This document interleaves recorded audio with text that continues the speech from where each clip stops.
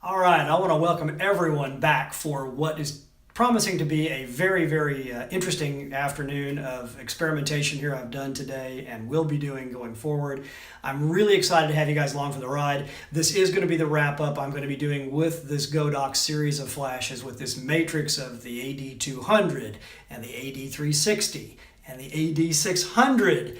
And involving all of that with the evolved twin head adapter with modified heads on the AD200 and modified head on the AD360, and that huge entire matrix of comparisons of one bulb to another in each of those packs, I think will be an interesting outcome that you guys are going to enjoy getting a look at. So without further ado, we're going to jump right on in. I'm going to set up each of the tests and give a little bit of a previous introduction for it and then a quick wrap up on that section and then move on to the next as we go along. I'll apologize in advance because this video is going to run a little bit long, but I will include a synopsis in the comment section down below, which gives me the opportunity to also ask you guys please to subscribe if you like what you're seeing. I've got a lot more stuff coming out, which will be hopefully on a little bit more rapid schedule over the next couple of weeks with the hurricanes and then all of the materials that had to be ordered in from China. It did take me longer to put this together than I liked, so I promise you guys in the future it's going to be quicker and hopefully we'll still be a high caliber production. So without further ado, we're going to jump right on in. If you have any questions at the end, please leave them in the comments,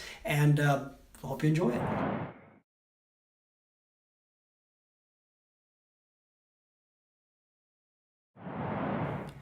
Okay, I want you guys to know you're really pushing me to the limits here because one of the things that I have done, again in response to a reader question, they asked about the type of meter I'm using, and of course I'm using the Gossen DigiSky, which is about a $350 meter, give or take. I have seen it upwards to $700, but I think that's a little bit of price gouging, and it's a terrific meter. But I realize that not everyone can afford to get a Gossen meter to do this, and so in addition to that, I have, in order to, for sake of completeness and in order to be able to provide for you guys to replicate this data, this is how much I really want you guys to be able to see this for yourselves. And if you find that I'm not in agreement with your findings, I want to hear from you. I really do. But I also went out and purchased a Polaris flash meter, which sells for about $120 to $130. So this is less than half the price of the Gossen meter. And I'm going to be using this in a different fashion. One of the things that the Gossen meter has as a built-in feature is a wireless triggering function. Because the lower cost meter does not offer that, and I'm going to bring this over, you can see it. I'm going to point out the PC connector here. I have ordered from China Incorporated some PC cables that are about 15 feet in length that I'll be using with this meter. So it looks like I may have to wait a little bit to get this video out to you guys because I've just ordered that this evening, which is the very tail end of August of 2017, and it'll take me a few days to get those in from China. So as soon as I get those in, I'm going to be using this meter, and I'm going to be using this meter as I've already done in one of my set of findings tonight, and I'll be publishing the results of that with both of these meters being used in order to do one thing that I cannot do with this meter right now, which is to trigger both of the AD360 bulbs in that evolved twin head. I want to do that so that I can show you guys how those two bulbs function in terms of actual light output, real lumen second output on those, versus the AD600 using its 600 watt second bulb, and determine which of those really gives us at least the same or perhaps greater lumen second output. Because at the end of the day, it's not about watt seconds, it's about lumen seconds or some other equivalent that actually tells you the number of photons of light leaving that xenon tube, not the amount of power required to trigger it. So we'll go in a little bit more detail when I get this. I apologize for the dry terminology. I'm going to try to make this more exciting, guys, as I promise I will. But I really want you guys to see this because it's something that I have not seen presented in exactly this fashion. And I really want you guys to understand what I'm doing here. So till then, I'll be right back with you. Thanks.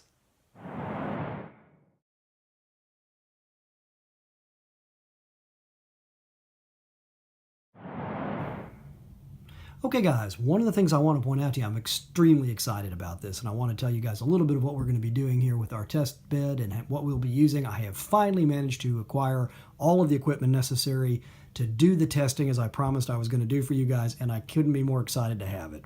In addition to the Flashpoint Twin Head, the Evolve unit, which you've already seen in a previous video, I wanted to give you a basic sort of overview of the equipment we'll be using. And I'm going to start in the upper left, work down to the lower right here, and in no specific order I do have the equipment laid out so everyone can see it here on this very brief introductory video. We're going to be using two separate light meters, the Gossen DigiSky, which I have used before in previous videos, which admittedly is about a $350 to $400 meter, so not everyone is going to be able to afford this meter, but it does have the unique ability of the 2 meters I have here. It has the ability to use a wireless means of communication with the remotes you see right here in order for me to trigger these flashes at distance so that I can perform these tests for you guys at various test distances as we had discussed in my previous videos. So I'm going to continue to be using the DigiSky to both trigger the flashes at remote distance and also to measure their output. I've also taken into account that I've had some folks write me and say, you know, it's a little bit pricey. I'd like to have a meter where I can do some of these things that you've done that is equivalent and might be a little bit less expensive. And so I'm pleased to say I've also purchased and acquired the Polaris SPD 100, which does not have the ability to wirelessly trigger the remote units. However, with the use of a very long cable and the included PC connector you can see right there, you can actually do the same thing yourself. And I will indeed be conducting, during a portion of the video, a test using the Polaris so that you can see the comparable results I'm able to acquire with both of these devices using a hardwired technique with the Polaris with a cable that runs about $12 from China Incorporated, or by use of the DigiSky unit, the Gossen unit, using the wireless function. I'm also going to be, again, working with the marvelous CL200X flashes from Cheetah, which of course are equivalent to the AD200s from Godox, as well as the Whitstro unit. And I've also acquired, and I'm really excited about this, as I promised, it took me some time to locate one at the right price point, but I've acquired a brand new AD360, which is also known, of course, as the FSL 360 from Flashpoint. And you can even see here where I've already made modifications for it to take both the AD200 as well as the AD360 bulb, so that I can answer questions about how the higher powered unit handles the bulb that's designed for the lower powered unit in theory. And I want you guys to be able to see that as well. So I'm very excited that I'll not only be testing both the AD360 bulbs and the AD200 bulbs in the AD200 or CL200X power pack unit, but I'll also be doing a check of the AD200 bulb in the AD360 unit. So I want you guys to stay tuned for that. It should be pretty exciting. These are the 2 batteries, of course, that power these 2 units here. I also have, of course, the remote. This is the R2 from Flashpoint, which triggers not only the CL200Xs and the Flashpoint that I have here with this remote. This is the XTR16 remote, but it also allows me to trigger my trusty AD600 flash here as well, which will also be entering into the evaluation, and I'll show you guys how that compares when I'm using the dual AD200 bulbs or the dual AD360 bulbs in both the Evolve unit and also independently in the 360s as well. In addition to that, you can see the modified head here I have for the AD200 or CL200Xs. You'll also see the Photix remotes that I mentioned earlier. These are the triggers that the Gossen unit will be activating when I flash that unit off. And you can see my collection of bulbs here, which I have also labeled with circular going all the way around the cylinder that makes up the base of these xenon flash tubes with the number 3 standing out and being circled. That, of course, is one of the polarization pins I use, which, of course, correlates well, and I'm not sure it'll show in the video, with the number 3 you see here and the number 3 you see here that I've put on here, so that I can be sure to orient those bulbs appropriately so that I have both the anode and cathode of the xenon tube, and more importantly, that high voltage trigger line in the appropriate places in all these sockets, since they are no longer polarized to prevent improper insertion. So I have that. Of course, I have the AD600 here. I have the remote, which works, by the way, interestingly enough, with this flash, but also works, of course, with the AD360 here. And, of course, the Flashpoint power pack, which I have to admit I accidentally neglected to purchase when I first purchased the flash head, because I had been unfamiliar with the fact that this unit was required in order to power it. So it took me a couple of extra days to get that in. That's the reason for the delay in getting this video put together. So this basically is my test bed setup. I think you'll be excited, as I have been, to see some of the results, and I'll be showing that next. So thank you all so much for your attention, and we'll be right back with that.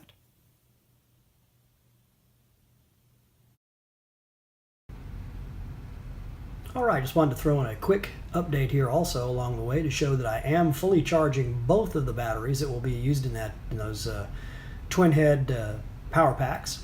So that you can see right now, they've been fairly depleted because I've been doing some shoots on location, and I want to get those charged up for you guys in order to demonstrate more completely that we do have two fully charged cells. So once both of these have had a chance to charge up, the one you see here, and of course the one that's waiting for its charge over there on the right-hand side of the screen, I will demonstrate that the indicator shows that they are both 100% fully charged, so there will be no difference in terms of the actual recharge cycles. I'll also point out that both of these batteries, in the interest of fairness and making sure that we have a good balanced test, have been charged and discharged equally and the same number of cycles, so that unless there's some variation in the Li-ion cells that are used within them, which is typically not the case, we should have very, very good control over our power being utilized in those packs this afternoon.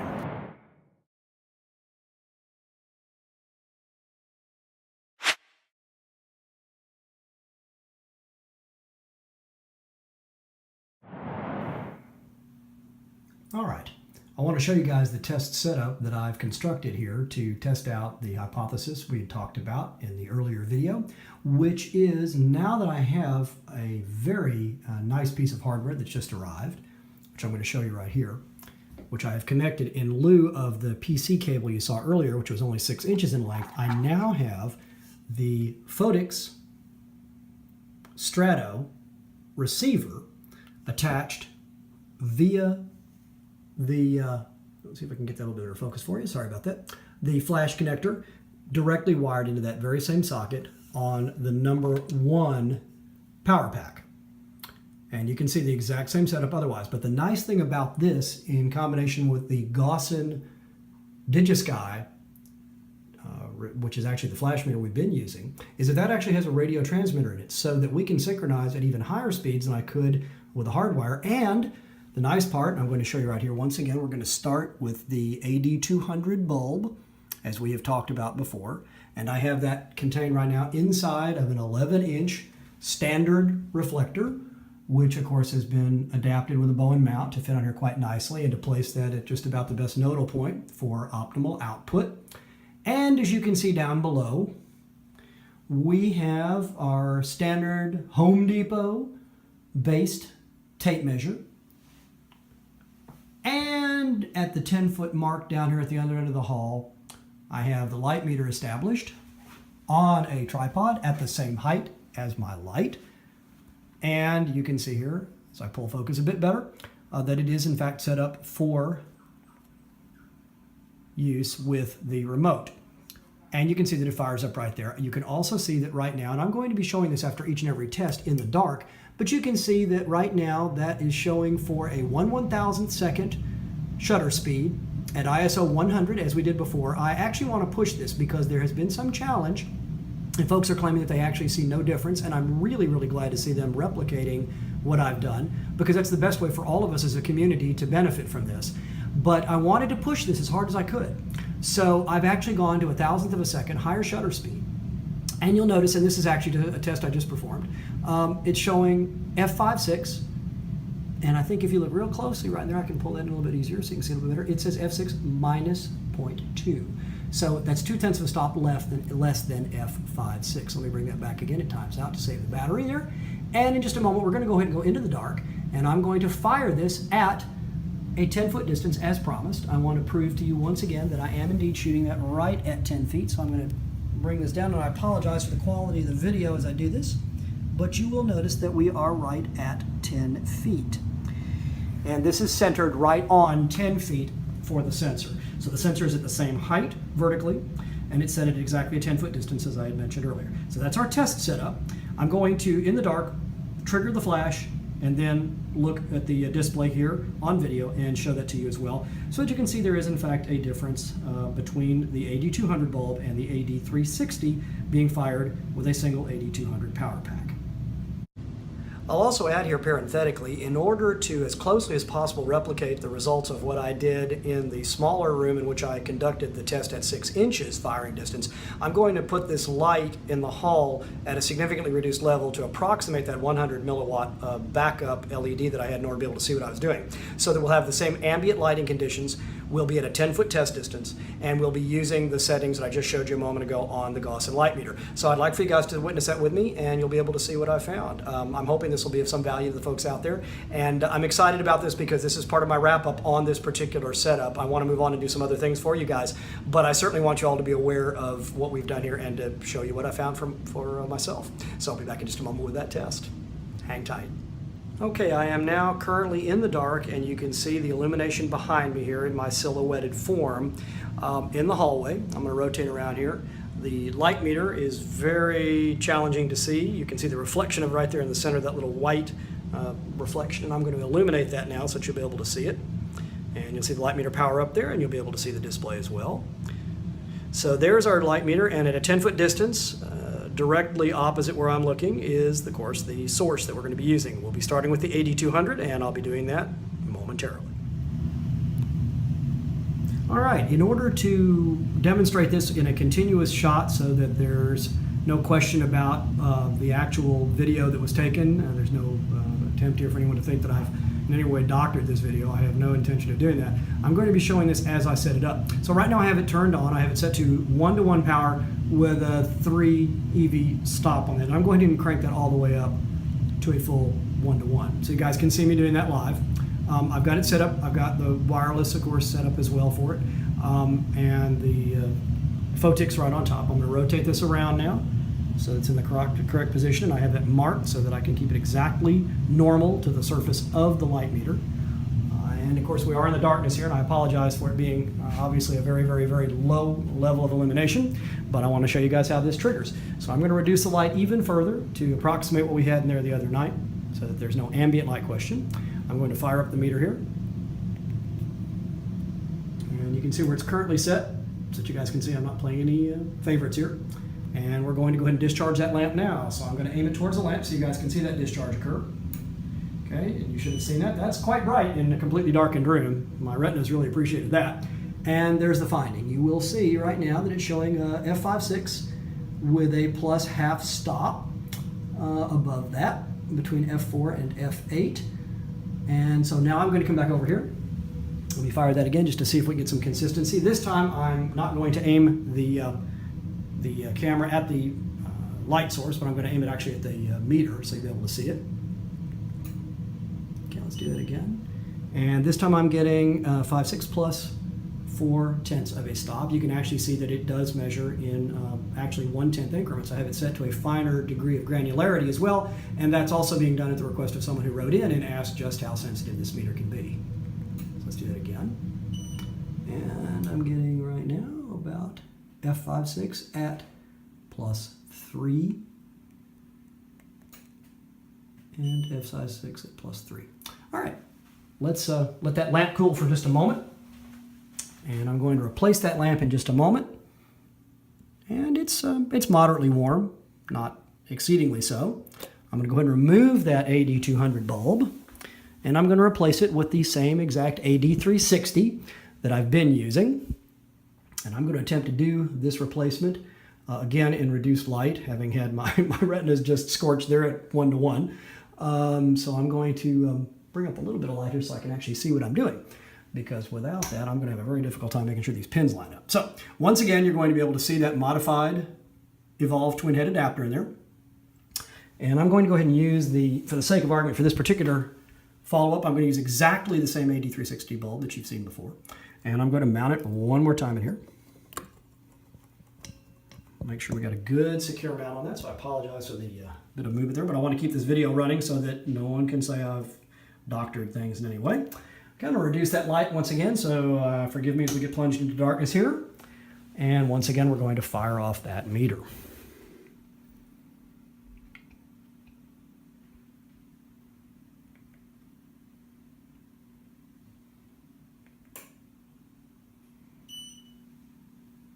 Okay. I want you to notice now that we've gone to F8. And let me see if I can focus a bit better in on that at -4. So we went from a 5.6 finding to an 8.0 F minus a little bit there. We can see right there. Let's do that again. So I do want to show that it does actually produce more light.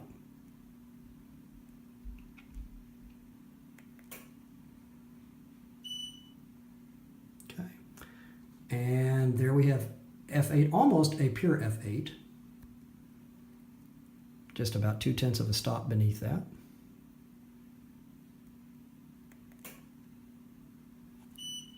And there we are again at F8 at 2/10 of a stop less. So I'm showing right here that we've got nearly 3/4 of a stop, between 1/2 and 3/4 of an f-stop brighter light output from the AD360 than we do from the AD200. So once again, my results at 10 feet are consistent, taking into account, of course, obviously the inverse square law. We're obviously a lot further away from that light, and we also now have it contained, as opposed to a bare bulb without a reflector, we have it in that 11-inch reflector. But if you compare the two findings, you will see, as I've just shown you in a continuously moving video here, that the AD200 is indeed not putting out as much light as the AD360. One thing I'm going to do in the follow-up is go into the details as to, I suspect, in fact, why I know now that that is actually occurring.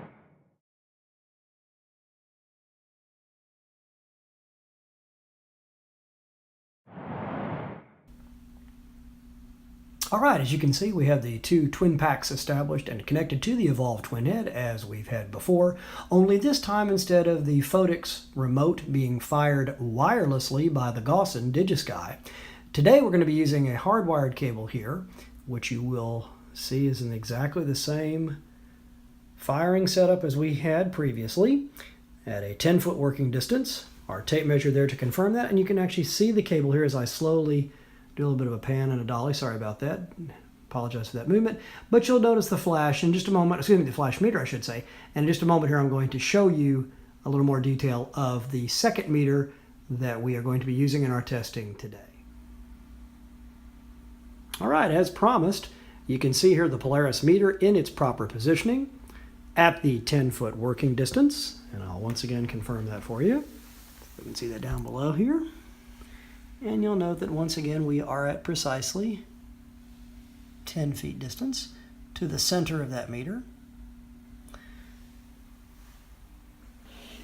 And you can also see equally well in this profile view here the PC connector that is connected via that 15-foot cable I've just shown you to the first of the two power packs mounted on the Evolve twin head unit. So what we'll be doing here in just a moment is setting up an identical test to what we demonstrated using the AD200 and AD360 bulbs in the previous evening's shots, which demonstrated, of course, almost a 3/4 stop difference. We're now going to see how the Polaris meter does in the same test environment, so that you guys can see if we can make these two tests comparable. You'll be able to use the far less expensive meter to obtain the same results for yourself. So we have the PC connection here. You can follow that cable down. And as I slowly do a little bit of a pan over here, you'll be able to see in the distance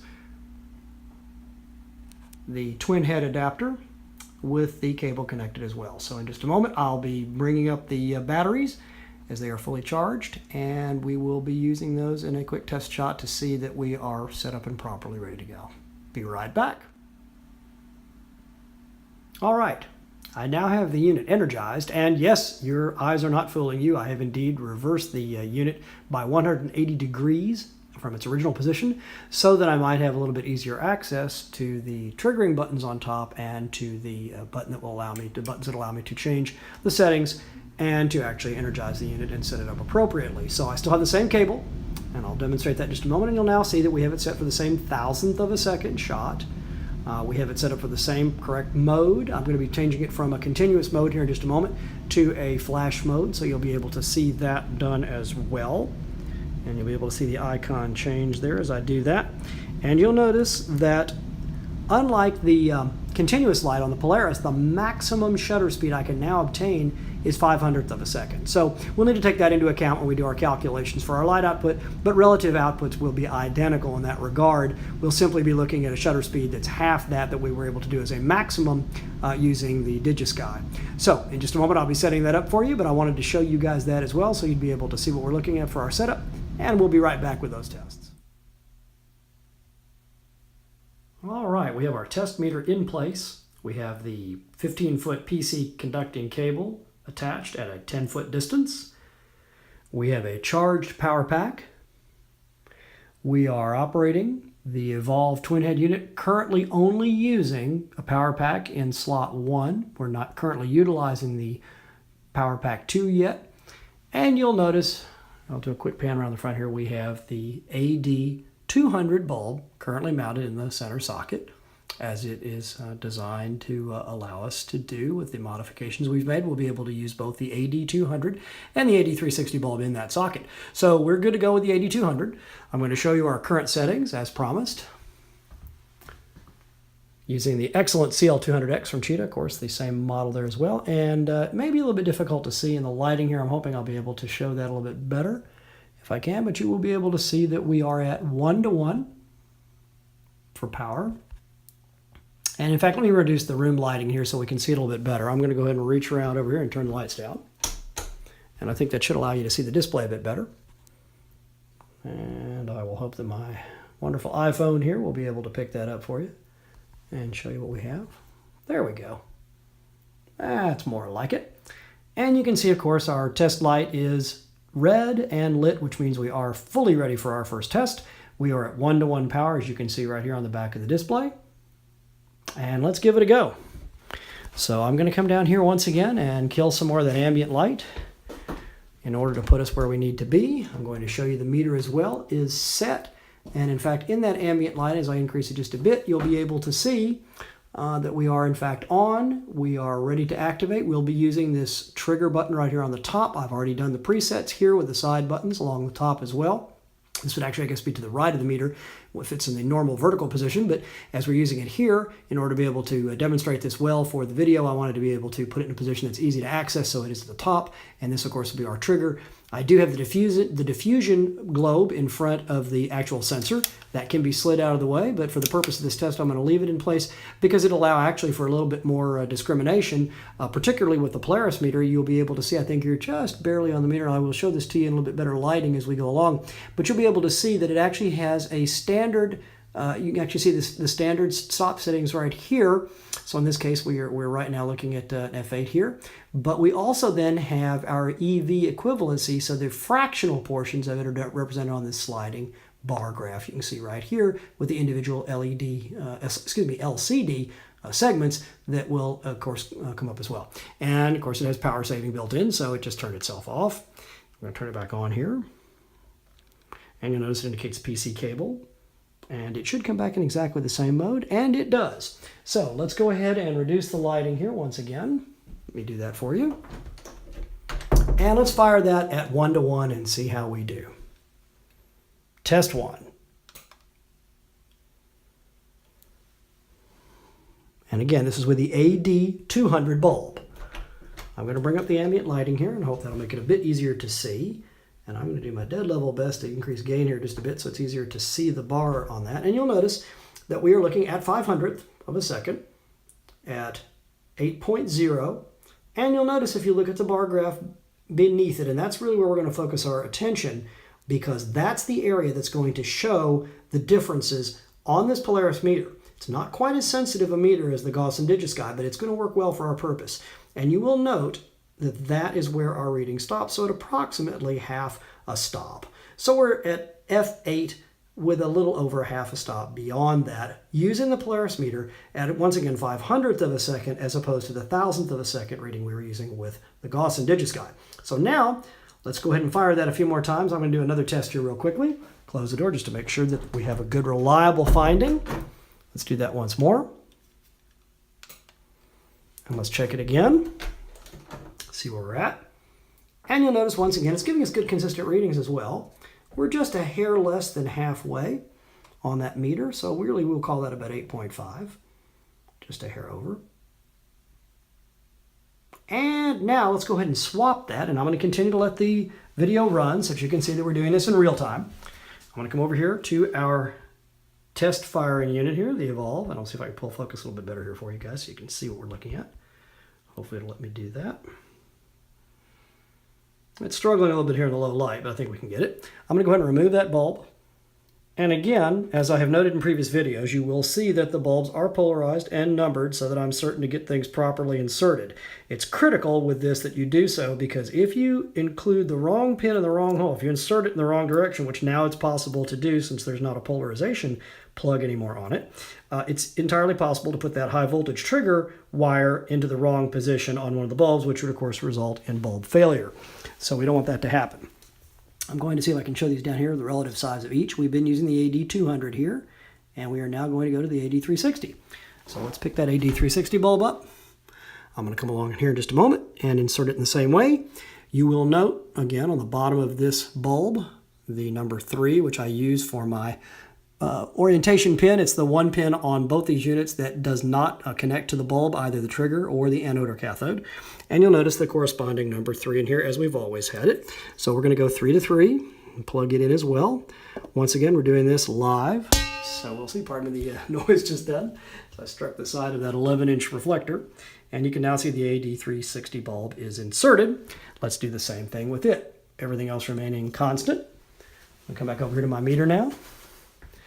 Close the door. I'm showing great faith in all this because I have no way to know whether this will fire properly or not, but we're going to find out. There we go. Let's take a look and see how that did. All right, you will notice, once again, we're at F8 as our major chord, if you will, on our f-stops. But take a look at that LCD bar graph beneath it, and you'll notice that instead of it being at about a half a stop, it's now between 3/4 and a full stop. So it's definitely got brighter output, even with the less sensitive, less expensive Polaris meter. Let's do that again to make sure it's not a quirk. Let's do that once more. Continuing to watch, firing it again. And again, this is at a 1-to-1. The only thing we've done is swap out the AD360 for the AD200. And you will note that once again, we are, in fact, I think 1 bar further, if I'm not mistaken there. And let me see if I can pull focus a little bit. There we go. Now you can see it quite clearly. And you'll see that it's really only 1 of the units away, perhaps 2 at most, from being the next stop up. So it is definitely brighter by between a half and 3/4 of a stop than the AD200. So I hope this will at least lay that portion of it to rest, and I'm very excited about that. I'll do it one more time just in case there's some doubters out in the audience and say, well, 3 trees make a row. Let's do that one more time using, of course, the AD360 bulb. Okay, and let's check it again and see.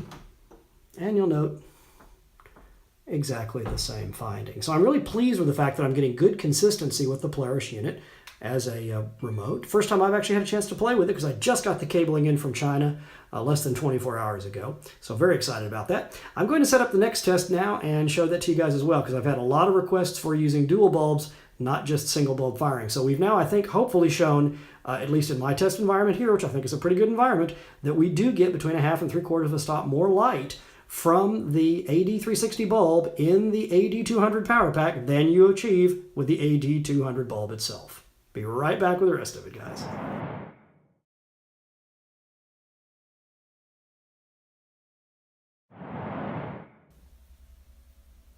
All right, you guys asked for it in the video. You're going to get it today. I don't know whether to consider this next test to be a flash firing or a detonation of a small tactical weapon. We have twin 360s mounted in the 11-inch reflector in the 2 cheetah units, both of which are set now and ready to roll at 1-to-1. You can see that there. We are ready to rock. I have done 1 test fire simply to make sure that everything is functional on them. Everybody seems to be happy. We're going to find out what our lighting looks like. And then what we're going to do is we're going to compare this to the single AD600 lurking there on the floor. Okay, before we begin our test here of the 2 AD360 bulbs simultaneously being fired, I need to show you how we're going to be doing this with both the Polaris unit, and then in just a moment we'll be doing the same test with the Gossen, because I really am anxious to see. But while we have the Polaris in the properly affixed position, I want to show you what I'm doing with this kind of Frankenstein cable system that I've received from China Incorporated as promised. I have replaced the single PC connector that we were using a moment ago now with a unit that actually splits into 2. So we have a single PC to a twin PC unit here. You can see the locking collars with the knurled knobs here. And then I have 2 identical 15-foot cables running across that 10-foot distance to the 10-foot distant unit you see right there. So you can see where the Evolve twin head is sitting. You can also see, of course, how we have these cables set up. So we're now going to go ahead and fire it for the first time and show you guys how all of this looks.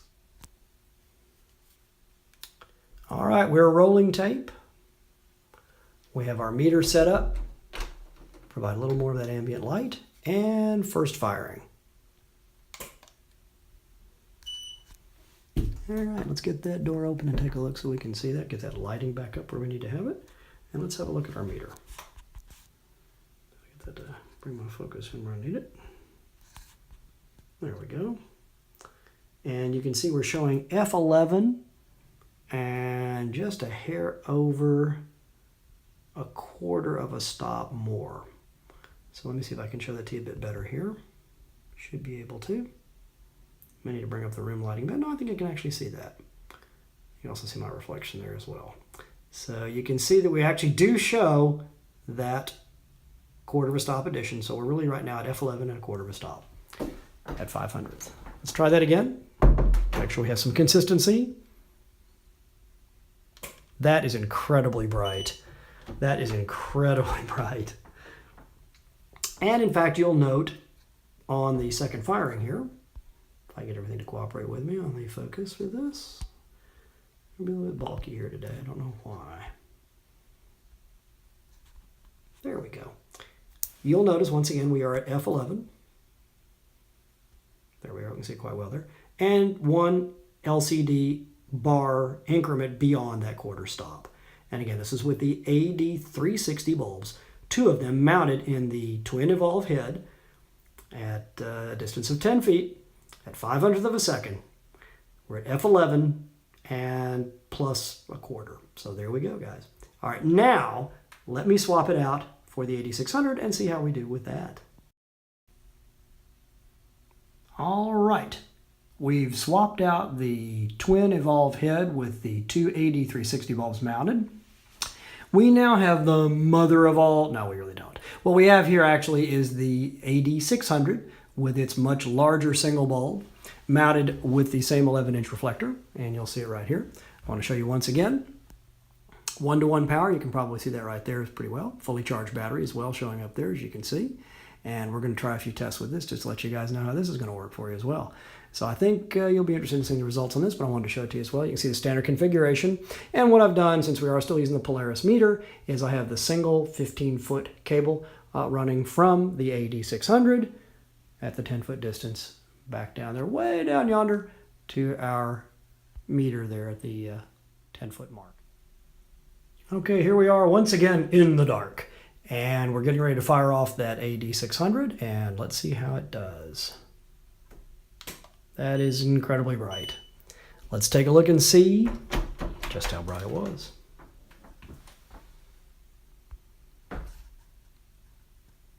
Okay, and I'm getting F11 at,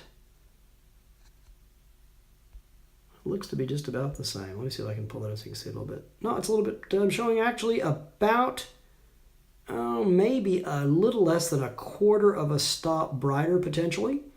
So I am showing that the AD600 apparently is giving us a little more output. Let's take a look and see. Let's try that again. Let's do one more test.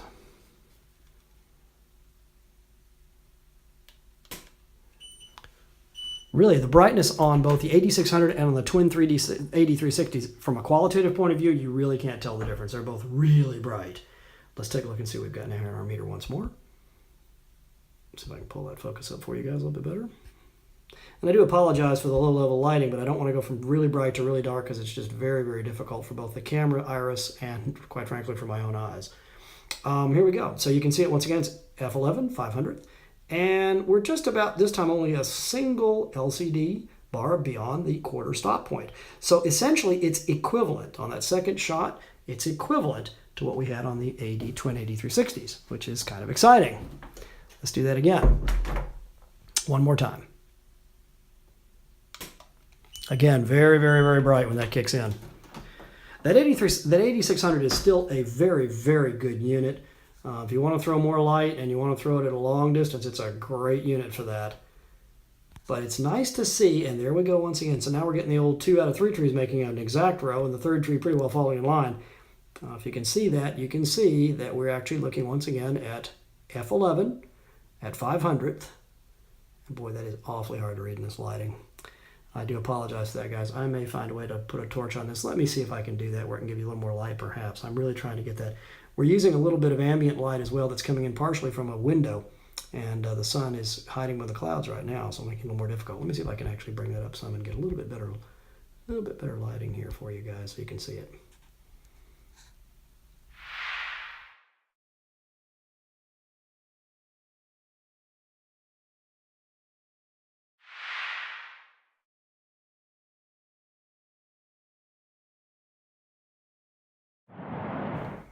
All right, one last series of tests I want to perform for you guys that I was asked about as well at the beginning of one of my videos, and that is to compare twin AD200 bulbs in 2 of the packs attached to the Evolve 200 twin head adapter, and compare that with 2 AD360 bulbs in that same configuration. I've already done a comparison of the twin AD360 bulbs output to that of a full-blown AD600 unit, and you've seen the results of that, but I have not yet shown you these. I want to get this on recording so that you guys will have it available as well, so that's coming right up. Stay tuned. Well, I'm going to tell you guys, so far this has been a lot of fun this afternoon. I've currently got the twin Evolve set up right now, the Evolve twin head rather, I should say, set up once again with the AD360 bulbs mounted in there, as you can see. And I have them set up as we did before. The setup's exactly the same, only instead of using the Polaris with the wired remotes, I now have 2 of the Godox units you can see right here. These are the multi-units of Godox 2s, designed, of course, for the Sony, but in this case it's immaterial because I'm simply using the standard 3.5 millimeter pin connector that goes strictly from the remote trigger to the actual connection on the power pack, and that's true for both of these units. As you are probably well aware, if you've ever played with one of these before, these heads mount in a flip-flop fashion, so what mounts on the top of one mounts on the bottom of the other when it's properly inserted and mounted in the Evolve twin head adapter.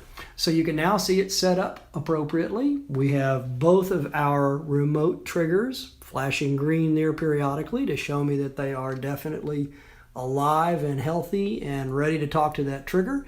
Let's go ahead and do some triggering. I'm going to go ahead and bring the lights back down. And let's go back to our now Gossen meter in place of the original Polaris meter that was there, and you'll see that it's set up as well. Once again, 1/1000th of a second, ISO 100, and let's take a look and see what we come up with. Bring these lights down just a little bit so you'll be able to see that meter. My first test is going to be at 1/128th of power just to see how we do with that, just to make sure we're recording properly and reading properly. Let's try that. And let's take a look and see what we've got. And it looks like F25. It's a little problem locking on. Let me see if I get that lock on a little better for you guys. There we go. F25, 1/1000th at ISO 100. All right, I'm going to go ahead and set it up now for 1:1, and let's see how that does. All right, you'll see that currently both of these units are set for 1/128th power, as I had mentioned earlier. So I'm going to go ahead and change those power outings now, that power output, I should say, from 1/128th to a full 1:1, as you can see there. Let's do the same thing again on the second unit. And again, I'm doing this in real time so that no one can be confused about any kind of sleight of hand or any kind of adjustments that were made during any kind of cuts in the filming. So right there, you'll see we're now at 1:1 on both. We have both of our AD360 bulbs seated and ready to perform. And let's go over here and fire it up, and we'll compare that to the AD200 to follow. So these are the twin AD360s at 100% power output. Let's see how they do. That was bright. All right, we're showing F9, 1/1000th of a second at ISO 100 at 10 feet. And in fact, it's 9 at just a tenth beneath. So 9 and a tenth. Let's see how that does again. Let's do that a second time. And we are still showing right now F9 at a tenth. So good correlation with the Polaris unit earlier. And that's nice to see again. And so it's F9 at just a hair under that. 1/10 of a stop beneath that. Let's do one more time. And you can even see those readings readjusting between flashes to see that we once again are showing F9, 1/1000th of a second at ISO 100. Let's swap out the bulbs now from the AD360s to the twin AD200s. All right, currently we still have the AD360 bulbs mounted in there, and they've just performed admirably using the Gossen meter. I'm now going to remove those and replace them with the AD200. And just to show size comparisons when they're mounted, in case there's ever any question anyone has about that, I'm going to go ahead and, of course, on the ground here, you'll see as I move the camera around, you can see the difference in size, but that doesn't tell the whole tale. As I mentioned earlier, what we're really looking at is a bulb here that is larger, but also contains more gas under higher pressure. Those two factors result in higher output, even if it was exactly the same bulb as we have here. So this was the 360. We're now going to replace this with twin AD200s, and I won't bore you with the insertion process, but I'll show those to you as I get them inserted. Okay, for both comparison's sake and as a request that was made following one of the last videos I released, you can see in fact that we have an AD360 bulb in the top and an AD200 beneath it. And yes, we can fire those as well. Let's do that test. This is something I had not planned on doing, but I was right in the middle of removing the bulbs and replacing them, so let's try that and see how that compares to the twin AD360s we have. So now we now have 1-to-1 power, both packs. The lower pack is power, the pack actually to the right, which is powering the lower bulb, is powering the AD200 currently. The AD360, of course, being powered by the pack on the left. Let's see how they do.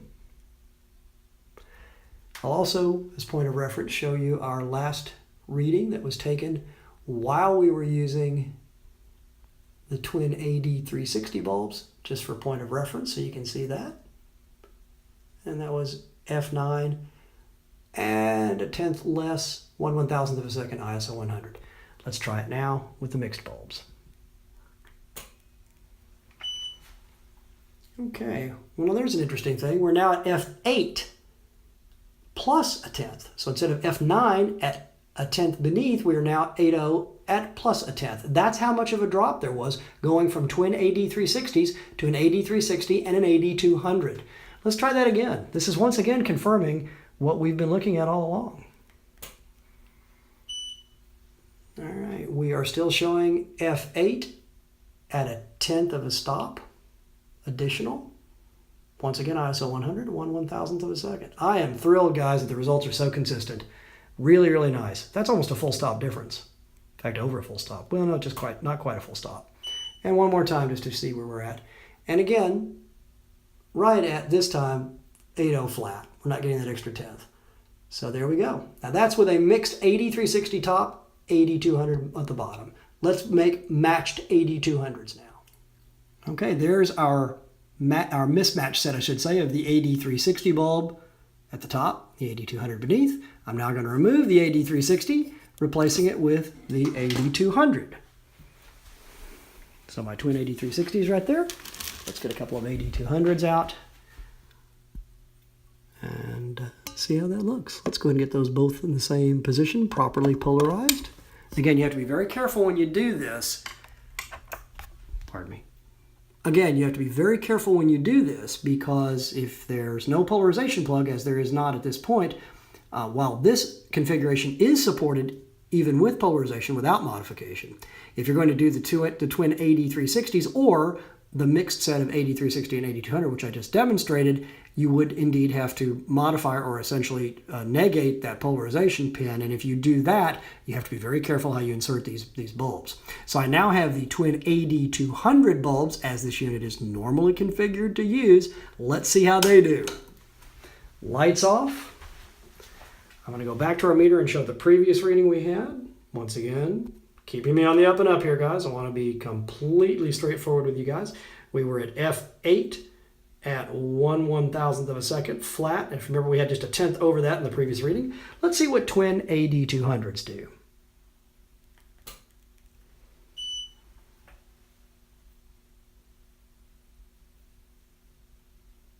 Okay, we're at 8.0 minus 1/10, so a little bit, not quite as much output. Let's check that again.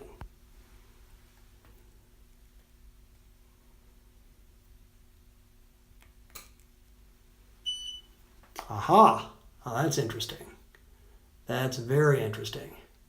It dropped back on that second firing to F5.6 at 1,000th. Let's try that again. That's a significant drop. Let's try that again. And both bolts are firing. F5.6. Let's try that again. That's a full stops difference. Very pleased to see that too, because it indicates when you put those twin 200s in there. Let me get that back so you can see it again. Pardon me, focusing issues today here a little bit. But when you do that, you can actually see it's quite a big drop. Let's try it again. That's really dramatic. Let's try that once more. And F5.6 plus 1/10. Very good. So there you can see the results we have from that. Definitely showing a lower output from the twin AD200s than we would have with the twin AD360s, which is exactly what, of course, what we would expect. And is once again very, very nice to see that the results are internally consistent. I'll be right back with a little bit more of a wrap up on this.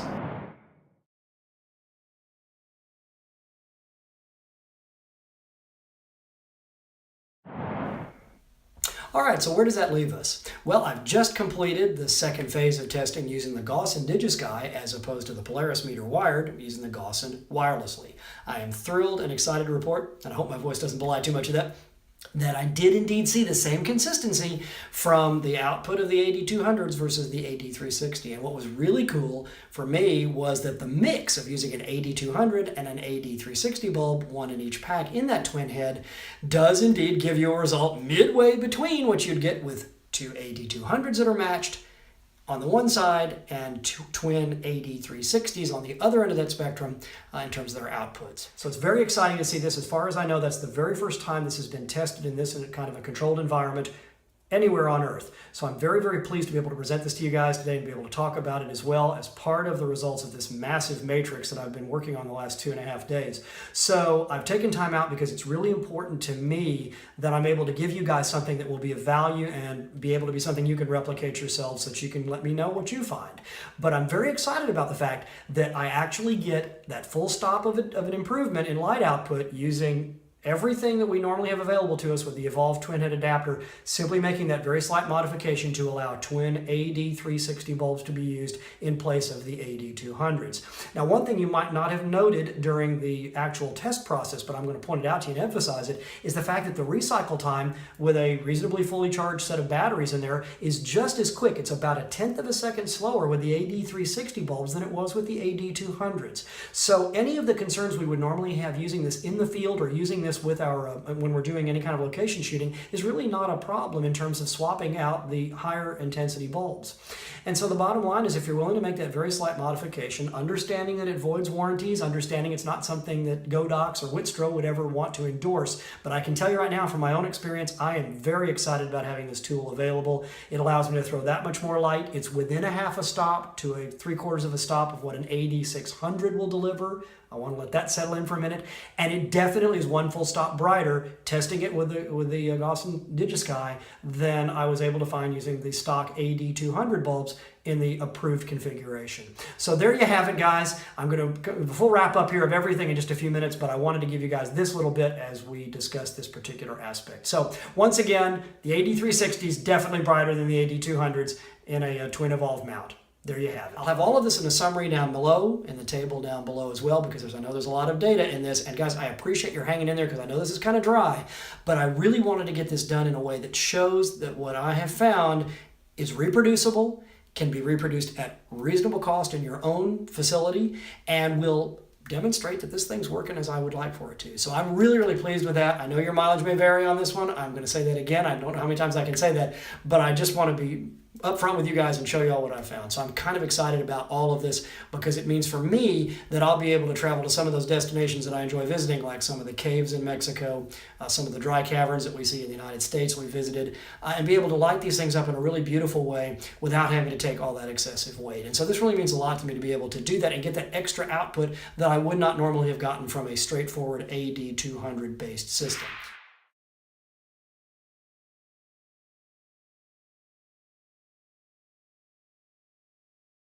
can you use an AD200 bulb in an AD360 flash, which is the one thing I've not yet demonstrated. I'm going to show you that momentarily. So I wanted to show you that as well. We're going to do all of that with the Gossen meter.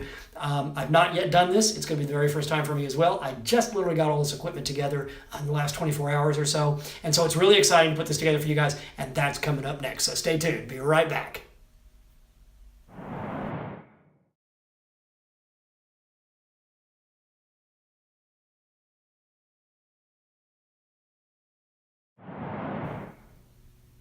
All right, as promised, as a part of sort of our wrap-up here on the entire Godox, Flashpoint, Cheetah Stand constellation of non-coherent, light, bright, xenon flash tube sources. I think it's the longest title I've come up with recently on the cuff, or off it.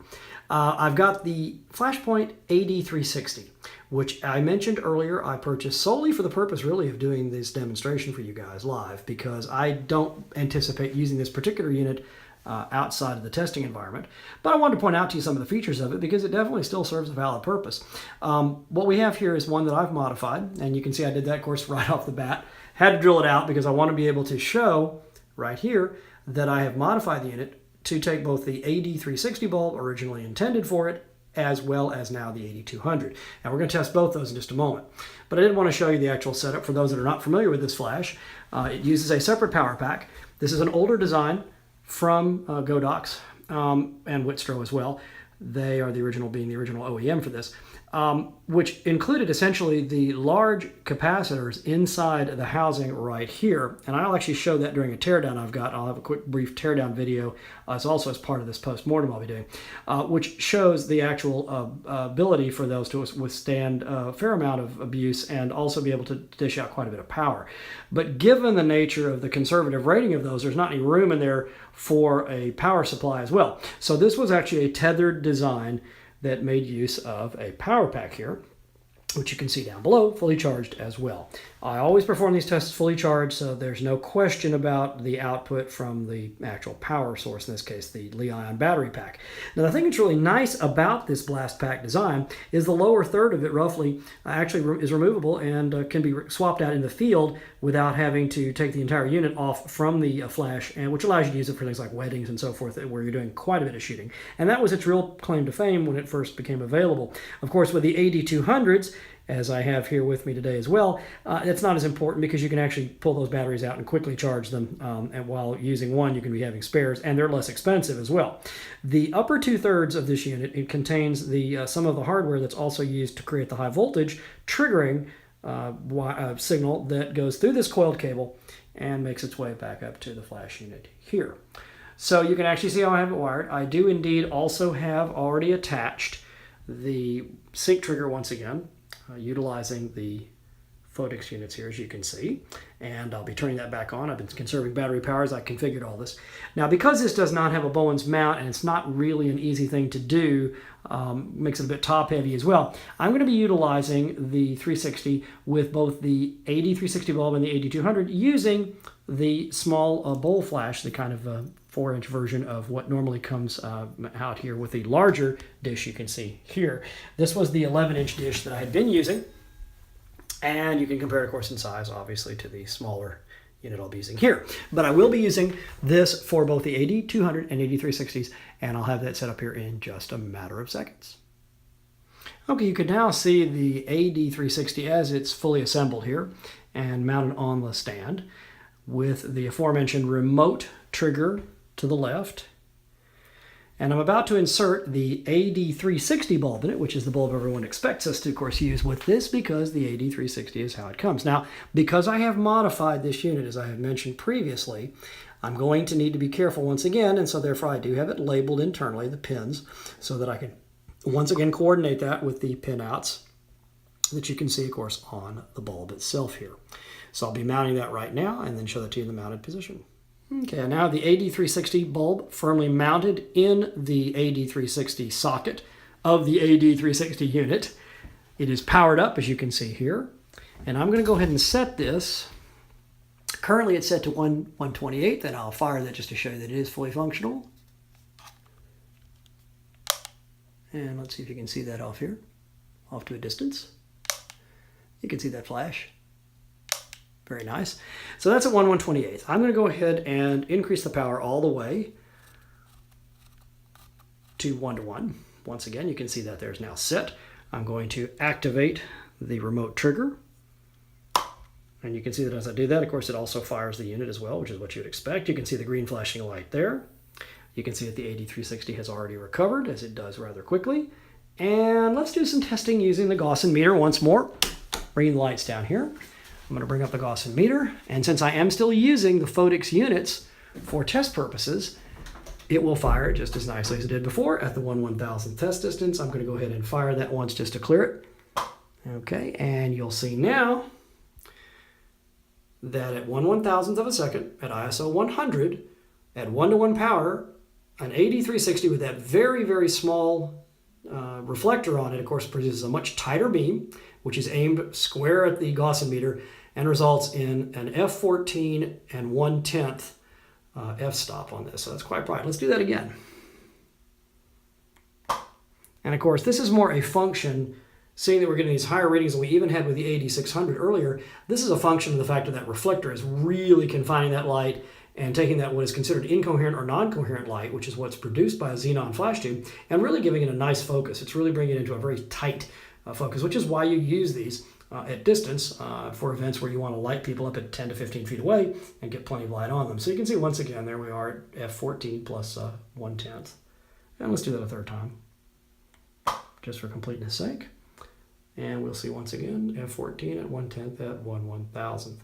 So there you go. Now that will then demonstrate what we have with the AD360 bulb fired 3 times and the mounted in the AD360 firing position within the proper head designed for that purpose. Now we're going to put the AD200 bulb in. I'll be right back. All right, here's where life gets a little more interesting. We've just completed the test with the AD360 bulb. We're now going to do the same thing with the AD200 bulb. So I'm going to go ahead and mount this bulb in its proper position and show you how that works as well. Be right back. All right, I now have the AD200 bulb mounted in the AD360 power pack. So this should prove to be a very interesting test as well.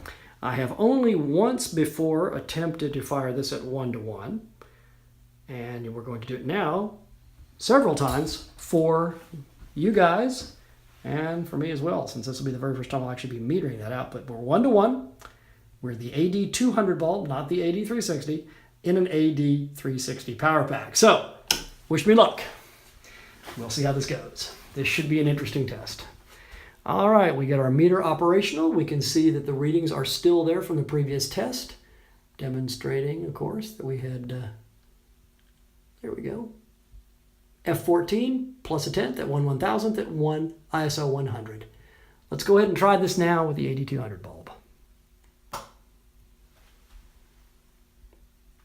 And we are at F13 and 2/10, almost a full stop beneath where we were before. Surprise, surprise, surprise. Let's try that again, shall we? Okay, and F13, a little bit fuzzed out there, sorry about that. Let's get that back in. And, oh, doesn't want to stay. F13 at 2/10.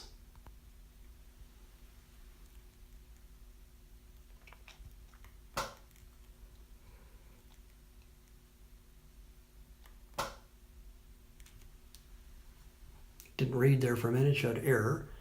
And really, once again, F13 at 1/10.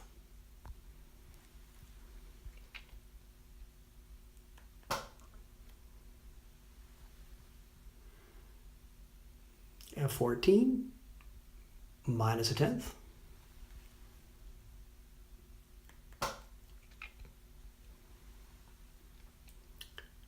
And F13 plus 2/10. So you can see that we're definitely getting a little bit less light out of the AD200 than we did out of the AD360, providing it the full power that the AD360 pack is capable of providing. So once again, results that are consistent, and I'm very pleased to see that.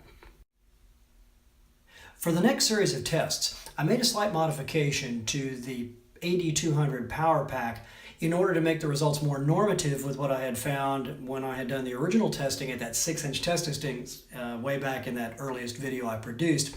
I noticed that today all of my findings, because I was using this collimated light source with these reflectors, was coming up with f-stops that were between 13, 14, and so forth. And I wanted to make this more normative, and so the only change I've made in this next series of tests, and it simply reduces the f-stop overall that the meters would indicate to keep it in line with what you'd seen before, which makes it a little more comparable, was to turn off the high-speed sync activation on the back panel of the unit. Everything else remains the same. It's still a 1-to-1 power source and so forth. But by turning that off and still using these very tight collimators with either the 11-inch reflector or the 4-inch reflector, which we've been using obviously in this previous series and in the next series to follow, I wanted to try to get the readings to be more in line with the Gossen meter in what we had before. So you'll see that the relative differences are still exactly there. We still get more light output, bottom line, from the AD360 bulbs in any of these packs than we do with the AD200. And that will vary anywhere from about a half to 3/4 a stop to sometimes as much as a full stop difference. So it's in keeping with what I had found previously, but I did want to note that so if there were any questions that someone might have regarding the fact that, well, hey, we were getting f-stops around 13 or 14, suddenly we're down to 6, 7, 8. That's because during some testing I've done to set up these videos, I determined that those values were excessively high because we're just getting a lot of collimation of light, which might be a little confusing if you're trying to do apples to apples comparison. So that said, let's get into the next test. I think you guys are going to enjoy it, and I'll be right back for a wrap up when we complete it.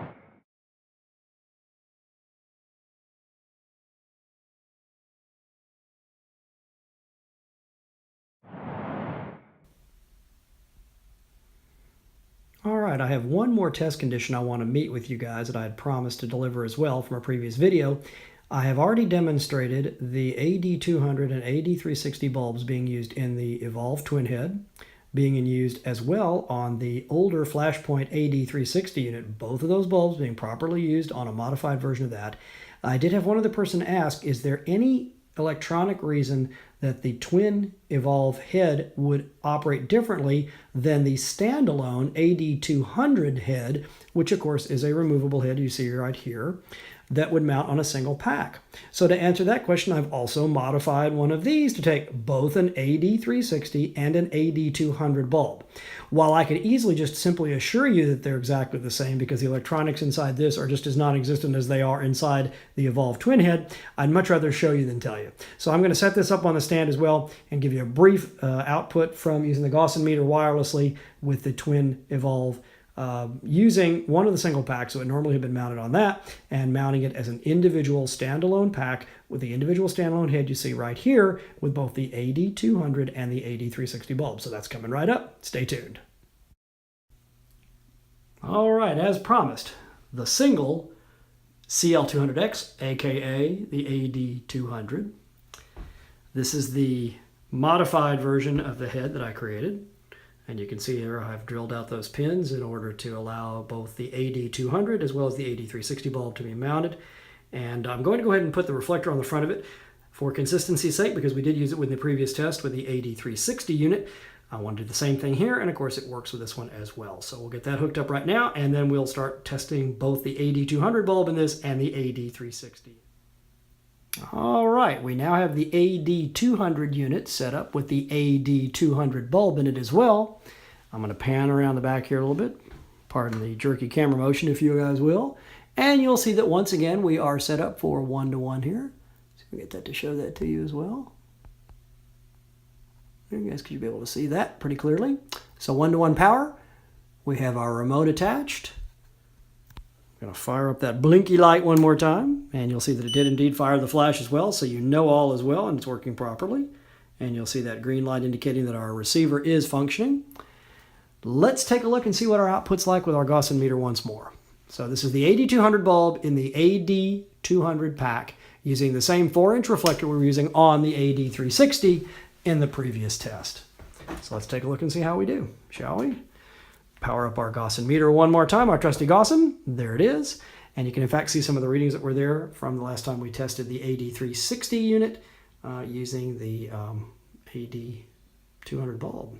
So let's see what we can do with this. Let's get it to work. All right, let's fire that off. And you can see here that previous flash we just tested it at, we're getting considerably less light output, as you can see from that 6.3 f-stop finding there, flat at 1/1000th of a second at ISO 100. Let's test that again. Okay. Showing about 7.1 now that I have the ambient room light down. Let's see if that's stable. Getting a reading of f7.1. It looks like, in fact, 7.1 minus 1/10. Don't know if that'll show up as well in the video, but hopefully it will. There we go. Now you can see that. And let's test that again.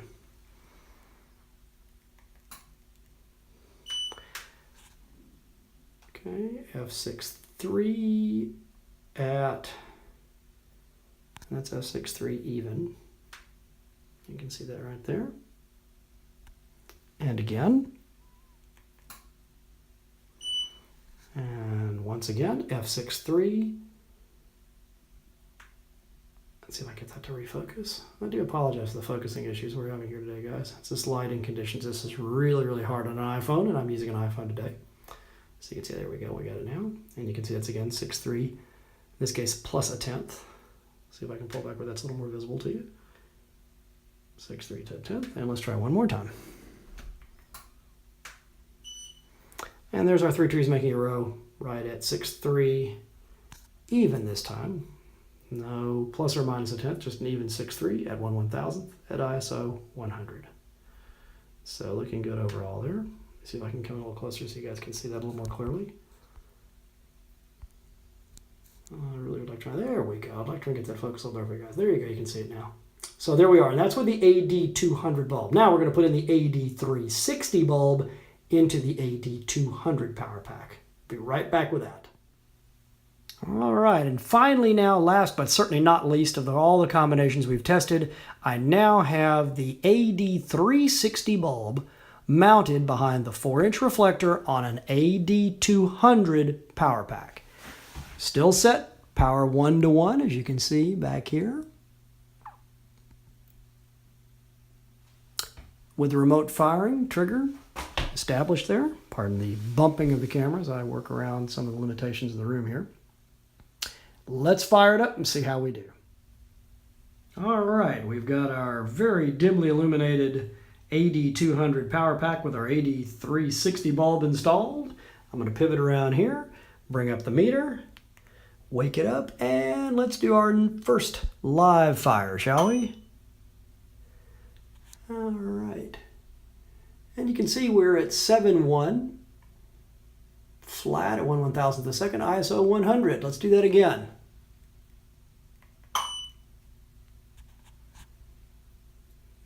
(7.1) flat, once again, 1/1000th of a second, ISO 100. And again, this is with the AD360 bulb.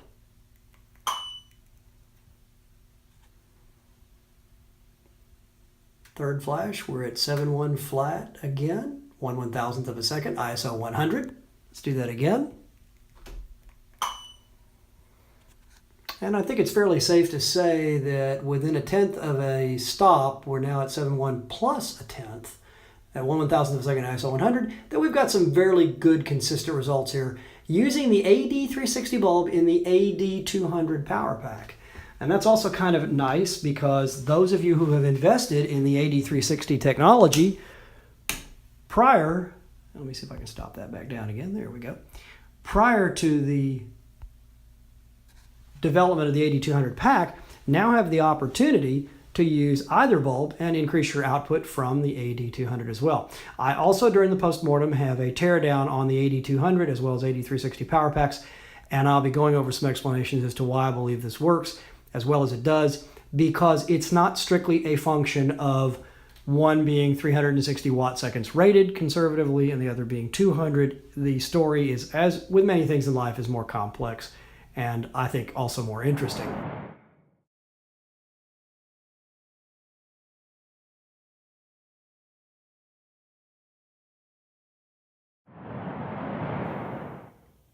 All right, guys, I wanted to give you a bit of a wrap up here this afternoon on the entire process I've gone through over the last several days to put together this matrix of comparisons of the AD360 to AD200 bulbs as we've gone through this bit of this saga using the flashpoint Evolve twin head adapter, as well as comparisons, of course, with the AD600 600 watt second single bulb unit that Flashpoint / Whitstro / Godox produces as well.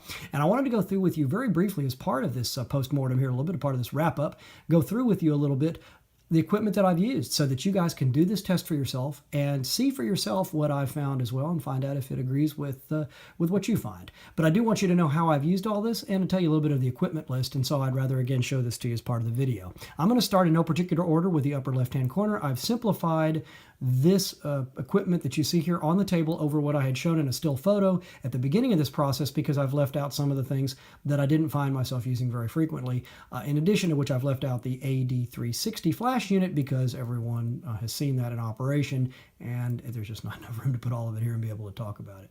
So let's go through some of this together. From the upper left-hand corner, first thing I have here is a very handy mounting system that you guys have seen before. It's available on eBay, it's available through Amazon and some of the other online retailers, but essentially I have it mounted here to a slide plate that mounts onto a tripod adapter on a standard light stand. In this case, I've used 2 light stands, and I've not shown those here, but you guys can purchase those again quite inexpensively from a variety of sources. But you need an adjustable light stand that will allow you to bring your lights up to a comfortable working distance, as well as your meter as well. And this was what we used to both hold the meter and to hold the iPhone during the time I was doing some of my video work for you guys. So bottom line is this is about a $5 to $7 item, and then I have it mounted, of course, on one of the skid plates here, the standard plates that's used with the tripod that I utilize, and the light stand as well. And so I have that device to begin with. Of course, the most important part of the system in terms of being able to measure output are the 2 light meters that I was using during these tests. So we have both the Polaris unit right here, which is available again online through a variety of sources, and the Gossen DigiSky as well. Both of these perform beautifully during my testing. They both are more than adequate for the task. This unit, approximately, the Polaris is approximately half the price of the Gossen unit right here, so you guys can decide what you like. This unit, quite frankly, has the wireless functions, which I enjoy. It is a much more versatile meter in that it can be used for doing videography as well as flash photography as well as still photography. The Polaris is primarily used for photography, although it can be pressed into service for video work. It does have the ability to move the diffusion globe out of the way to allow for a little different type of metering and a little bit greater distance metering with a collimated light source. So there is that advantage. They both have a very nice display system. This one is a monochrome unlit display. The Polaris unit does come in a later model that has a backlit LCD display as well. And the Gossen DigiSky, of course, is designed, and I'll turn that back on one more time so you can see the battery still up.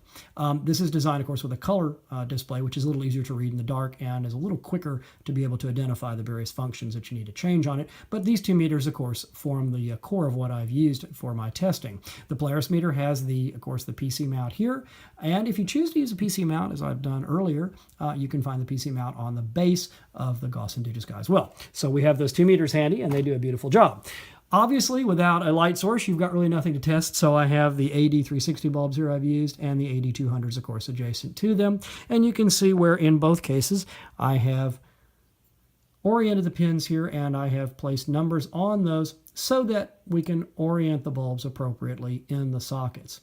If you choose to use the same numbering scheme I came up with, which quite frankly is a bit arbitrary, I'll certainly include that in the notes as well for you, but what I've done is to arbitrarily assign pin 3 to be the non-connected pin, or the polarity pin, in both cases, both for the AD200 and the AD360, so that when I have then turned to number my socket tree, as well as sockets being used on here, you can see how those also have, and I've used that number 3 at the top here on the AD200 mount, the single mount used for the single pack. And you'll see likewise the same modification made to the Evolve twin head adapter here, where I have pin 3 here, and of course as well up here at the top, so that you can orient your bulb, or bulbs as it happens, in either one of this position or this position using the, of course, the polarization pin. The adaptation that was made, and I want to address that in just a moment, I'll come back to that, but I want to show you the drill outs that I've done in order to allow the AD360 bulb to mount, and some considerations that you'll want to think about as well if you choose to do that. The next thing in line, of course, are the remote triggers. The one thing that I really appreciated about the Gossen meter is that it is a wireless meter. And as a wireless meter, it, of course, will transmit using certain protocols. One of the protocols it supports for the least expensive metering system out there and triggering system is the photic system. These can be purchased now, since they're a previous generation of triggers.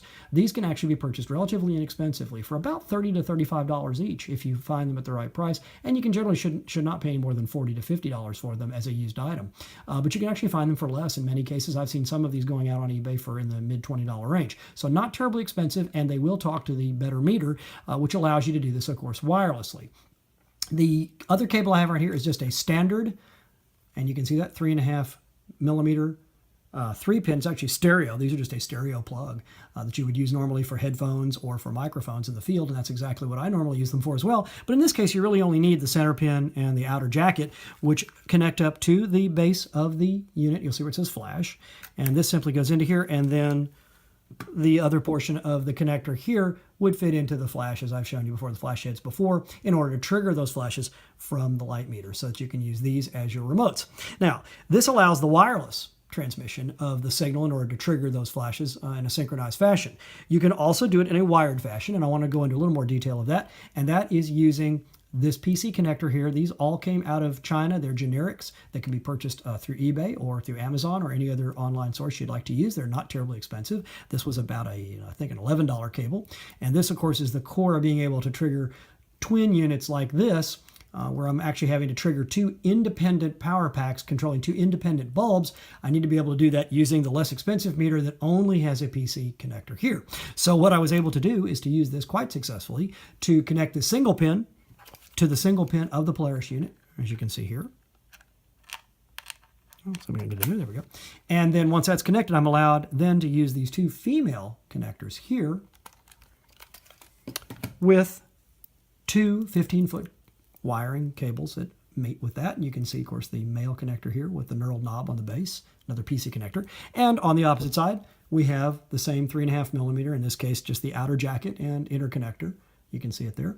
That allows me to connect this in hardwire fashion to the same connection port on the Evolve twin head unit, or for that matter on the individual power packs, because that's actually where it goes, is on the back of these packs. So essentially what you have here is everything that you need in order to perform the exact same test I did. I do want to go over with you the modifications very quickly that I made here, and I appreciate your patience as I go through this. But essentially all I've had to do on this unit is really two considerations. Number one, I've had to widen this center pin here, which you can see marked and arrowed, and I did that in order to be able to be certain that I always draw attention to it when I go to mount the bulbs in this, particularly when I have an adapter or a modifier in front of it, because it makes it easier for me to see it in the field without having to do a lot of fumbling. It's also the reason why I have these bulbs coordinated in the same fashion. So as an example, if I have my AD360 bulb here with the number 3 pin on it, the number 3 pin here, that drops in and we're connected. If I need to connect it to the top port in much the same fashion, I can remove the bulb here, take the bulb here, make sure, once again, you'll notice it's in the same orientation, and now we're correctly mounted. The reason that's critically important, and I've never addressed this in any of the other videos, but I want to address it right now, is there are really only 3 pins of the 4 that actually do the work that we need done. In my scenario, using the labeling I use, pins 2 and 4 are critical because they form the anode and cathode of this tube. They form this connector and this connector here at the base that allow us to actually energize the gas, the xenon gas, inside these tubes. It brings it up to essentially a level of having plasma, as we call it, or essentially a highly charged state, so that the gas becomes unstable enough that when the pin number 1 has a high voltage applied to it here, which wraps around this tube, it destabilizes the gas, releasing that energy as light, and that's essentially how you form a flash out of this unit. So it's very important that this pin number 1, which has high voltage applied to it, doesn't accidentally get applied to one of these other pins, or it can cause failure to the bulb, including catastrophic failure. So that's why it's critical these be mounted properly so that the current flows through the tubes appropriately, and so that the trigger mechanism, the triggering voltage will apply right there to that pin 1. So when we go to mount it, pin 1 appears there, and of course pin 3 obviously once again at the top. Same thing is true, exactly true for the AD200s. There's no difference there. The major difference between these bulbs, and I will go into much more detail in a follow-up video here I'll be producing momentarily, but the main difference between these bulbs, in addition to a slight difference in the size of the bulbs, which is not really where the magic happens, the magic happens in the fact that these bulbs actually contain considerably more xenon gas than this tube does, not just because it has a larger volume, but they actually pump it under higher pressure. So that these bulbs are more highly pressurized and they contain more xenon gas. And that's the primary reason why you get more output of light. That's what makes it a brighter bulb. It is not the fact it can handle 360 watt-seconds of input power, it's that it actually has a higher level of xenon gas at greater pressure. And I'll go into more detail with that on that later. I also want to show you at the same time how I modified this unit as well. And if you look in there very closely, you will see I had to do a drill out on pin number 3 once more in order to make that pin wider. The basic objective, whether you're widening the pins on the AD360, whether you're widening it on the AD200, or whether you're widening it on the Evolve head, is to simply allow that polarity pin to be large enough that we can then insert the bulbs in the proper position to be able to trigger that flash. The key is really twofold. Number one, that pin needs to be widened, and most importantly, at the same time, the pins that are too small, and you can see pin 2 here as an example on my original AD360 bulb, needs a little bit of a jacket, a little bit of help there, and that jacket is just aluminum foil. That's all that is, which is actually formed to fit around that, and I have a piece of it here. I should be able to pull up here momentarily. I have that hiding. There it is right there. You can actually see where I've made 2 of these. And they're very easy to make simply by taking a small piece of aluminum foil, approximately this size is what I start out with, something like this. And I will simply form it around the actual pin itself to make a jacket, which slides over and stays attached rather firmly to that bulb. So as again, you can see on pin 2 here, I can slip this over it. And once I've done so, that makes pin 2 wide enough to make a good electrical contact in either of the sockets. And that literally is all that's required in order to use the AD360 bulbs in a unit designed for the AD200 or vice versa. And that has been demonstrated as you've seen in the previous videos. So basically, guys, that's it. And I appreciate you staying with me through 12 minutes of this kind of dry discussion, but I wanted you guys to know exactly the equipment that was used. I pull no punches here at all. I make everything available and transparent. I'm very excited to present all this to you guys, and I'm really, really pleased this is over, because as much as I've enjoyed doing it, I've got other things I really want to show you guys that I think are extremely cool.